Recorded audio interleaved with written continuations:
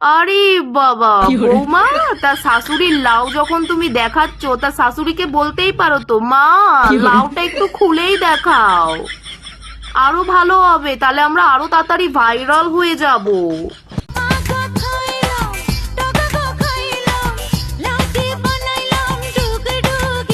আর তা বৌমা, যে শাশুড়ির লাউয়ে তুমি হাত দিচ্ছ, শ্বশুর জানে? শ্বশুর আবার তোমার হাত দুটো না কেটে নেয়, দেখো, শ্বশুরের ব্যক্তিগত সম্পত্তি আছে, ওটা ওটা কারোর অধিকার নেই হাত দেবার।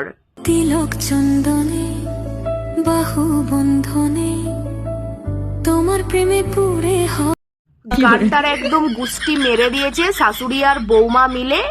হ্যাঁ, মানে ভালো গানটা একদম যৌবনের গানে পরিণত করে দিয়েছে।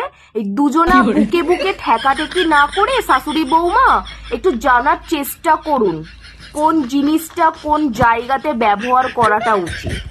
হ্যাঁ, যৌবনের গান বানিয়ে দিয়েছে একদম ফালতু কোথাকার।